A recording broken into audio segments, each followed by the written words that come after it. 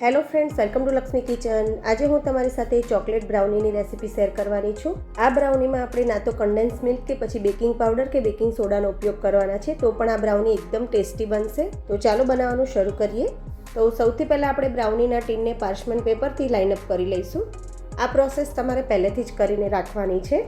તો અહીંયા મેં ટીનના માપનું પાર્ચમેન્ટ પેપર કટ કરી લીધું છે।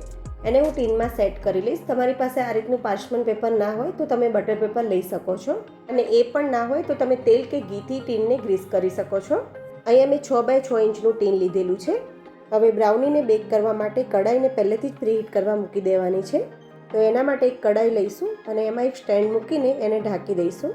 આને આપણે ઢાંકીને મીડિયમ ફ્લેમ પર 10 મિનિટ માટે પ્રીહીટ થવા દઈશું। હવે ચોકલેટ બ્રાઉની બનાવવા માટે અહીંયા આ રીતે જે ડાર્ક કમ્પાઉન્ડ મળે છે એનો ઉપયોગ કરવાનો છે। હવે એક બાઉલ લઈશું, એમાં આપણે અડધો કપ ડાર્ક ચોકલેટ કમ્પાઉન્ડ ઉમેરીશું। ગ્રામમાં જોઈશું તો આ 70 ગ્રામ ચોકલેટ છે। ચોકલેટને આ રીતે કટ કરીને જ ઉપયોગમાં લેવાની છે। સાથે જ આપણે ચોકલેટમાં બટર ઉમેરીશું, તો 50 ગ્રામ બટર લેવાનું છે। તો અહીંયા જે 100 ગ્રામના પેકેટવાળું બટર છે એમાંથી હું અડધું બટર ઉમેરી દઈશ। હવે આ બંને વસ્તુને આપણે ડબલ બોઇલરની મદદથી મેલ્ટ કરીશું। તો અહીંયા મેં એક બાઉલમાં પાણી ગરમ કરવા મૂકી દીધું છે। હવે પાણીવાળા બાઉલ પર ચોકલેટવાળો બાઉલ મૂકી દઈએ અને આ રીતે કન્ટિન્યુ એને મિક્સ કરીને મેલ્ટ કરી લઈશું।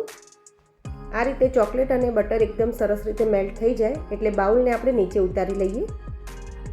હવે આમાં આપણે દળેલી ખાંડ ઉમેરીશું। તો અહીંયા મેં અડધા કપથી ઓછી અને 1/4 કપ કરતાં વધારે એટલે કે 1/3 કપ ખાંડ લીધેલી છે। તમારે જો એને ગ્રામમાં લેવી હોય તો આ 90 ગ્રામ ખાંડ છે। હવે બધી પ્રોસેસ આપણે થોડી સ્પીડમાં કરીશું, કેમ કે ચોકલેટ જેમ જેમ ઠંડી થતી જશે એમ એ ઘટ થતી જશે। આ રીતે ચોકલેટ સાથે ખાંડ સરસ રીતે મિક્સ થઈ જાય પછી એમાં આપણે દહીં ઉમેરીશું। અહીંયા મેં અડધા કપથી થોડુંક જ ઓછું દહીં લીધું છે। ગ્રામમાં જોઈશું તો 90 ગ્રામ દહીં છે। દહીં વધારે ખાટું ના હોય એવું લેવાનું છે। તો ચોકલેટવાળા મિશ્રણ સાથે દહીં સારી રીતે મિક્સ થઈ ગયું છે। હવે આપણે ડ્રાય સામગ્રી ઉમેરીશું। તો કમ્પલસરી બધી વસ્તુને ચાળીને જ ઉપયોગમાં લેવાની છે। તો આ બાઉલ ઉપર આપણે એક ચાળણી મૂકી દઈશું અને એમાં આપણે અડધો કપ મેંદો ઉમેરીશું। ગ્રામમાં જોશું તો આ 55 ગ્રામ મેંદો છે। સાથે જ આપણે 3 ટેબલ સ્પૂન કોકો પાવડર ઉમેરીશું। કોકો પાવડર સારી બ્રાન્ડનો હોય એવો લેવાનો, તો એનાથી તમારા બ્રાઉનીનો ટેસ્ટ બહુ જ સરસ આવશે। સાથે જ આપણે ચપટી જેટલું મીઠું ઉમેરી દઈશું અને બધી વસ્તુને એકદમ સરસ રીતે ચાળી લઈશું। આમાં આપણે કોઈ પણ જાતનો બેકિંગ પાવડર કે બેકિંગ સોડાનો ઉપયોગ નથી કર્યો, તો પણ આપણી બ્રાઉની એકદમ સરસ બનશે। હવે ડ્રાય સામગ્રીને આપણે ચોકલેટના મિશ્રણ સાથે એકદમ હળવા હાથે મિક્સ કરીશું। ધ્યાન રાખીશું કે બેટરને વધારે ઓવર મિક્સ નથી કરવાનું। એકવાર બધી વસ્તુ સારી રીતે મિક્સ થઈ જાય એટલે તરત જ બ્રાઉનીના મિશ્રણને આપણે ટીનમાં ઉમેરી દઈશું। અત્યારે તમે જોઈ શકો છો ચોકલેટના લીધે મિશ્રણ થોડું ઘટ થઈ ગયું છે। હવે સ્પેચ્યુલાથી આ રીતે થોડું લેવલ કરીને ટીનને ટેપ કરી લઈશું, પછી તરત જ પ્રીહીટ કડાઈમાં બ્રાઉનીને બેક કરવા મૂકી દઈશું। હવે ઢાંકીને લો ફ્લેમ પર લગભગ 20 મિનિટ જેવું બેક થવા દઈશું। તો લગભગ 20 મિનિટ થઈ ગઈ છે, તો બ્રાઉનીને ચેક કરી લઈએ।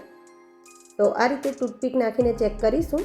ટૂથપીક ક્લીન આવે તો મીન્સ આપણી બ્રાઉની એકદમ સારી રીતે બેક થઈ ગઈ છે। હવે બ્રાઉનીને નીચે ઉતારી 10 મિનિટ જેવી ઠંડી કરી લઈશું।